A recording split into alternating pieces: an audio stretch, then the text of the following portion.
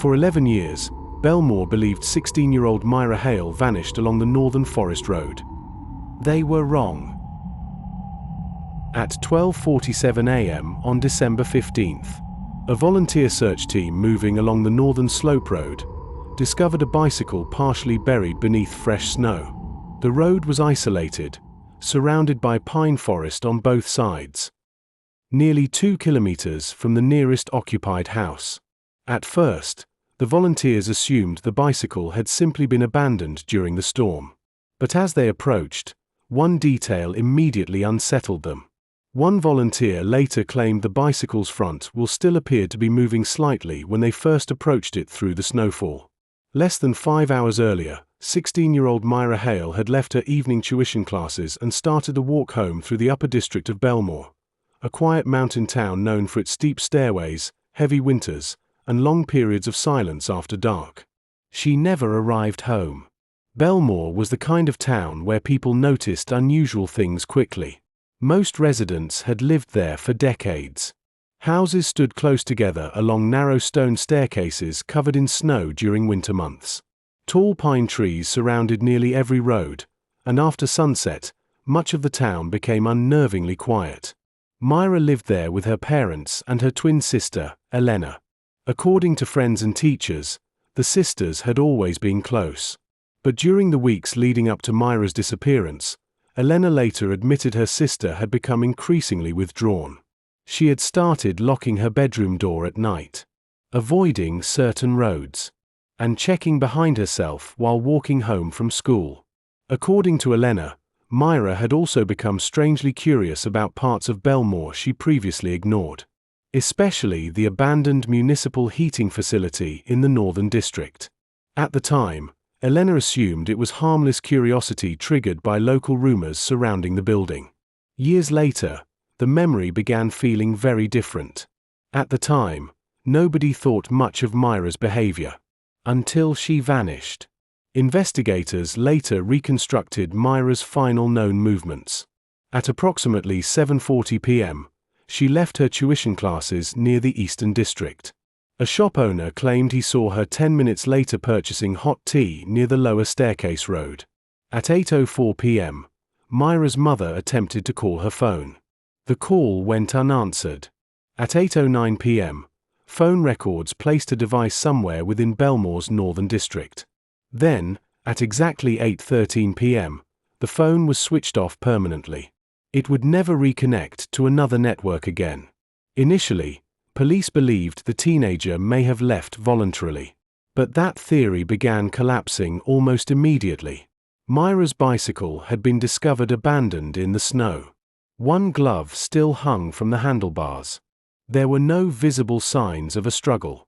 Then search teams uncovered another disturbing detail. Roughly 30 meters from the roadside barrier, investigators discovered one of Mira's boots partially buried beneath fresh snow near the edge of the forest trail. Only one. No matching footprints could be identified nearby due to the continuing snowfall. And strangely, the bootlace had been untied. As news of the disappearance spread, suspicion quickly moved through Bellmoor. One of the first individuals questioned was a middle-aged man who lived alone near the Northern Road. Residents described him as quiet, socially distant, and unsettling. He was known for taking late-night walks and watching the town from his upstairs window during storms. Police searched his cabin thoroughly. Nothing connecting him to Mira was ever found. Attention then shifted toward Mira's tuition teacher. Investigators discovered inconsistencies in his timeline during the evening of the disappearance. Several messages had also been deleted from his phone shortly after police interviews began. Though no evidence directly implicated him, many residents quietly began believing he knew more than he admitted. Another suspect soon emerged, a notorious local young man known for fighting and reckless behavior throughout the town. Witnesses claimed he had argued publicly with Mira several weeks earlier near the Market District. But once again, investigators failed to establish a direct connection. Days later, police searched the isolated cabin of a local gardener recently released on parole.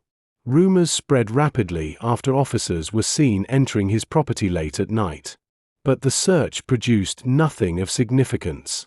Every lead seemed to disappear beneath the snowfall. Among the volunteers helping search through the storm that night was Arthur Vale, a longtime Bellmoor resident and one of Myra's father's closest friends. Arthur had spent years maintaining Bellmoor's old municipal heating facility before it closed and was widely known throughout town as dependable and quiet. According to several residents, Arthur helped organize volunteer search routes during the first 2 nights after Myra vanished. Some recalled him remaining outside with flashlights and search teams until nearly sunrise despite worsening snowfall. In the days that followed, Arthur became a near-constant presence inside the Hale household. He brought groceries, helped answer calls from volunteers, and often remained seated quietly beside Myra's father long after visiting officers had left.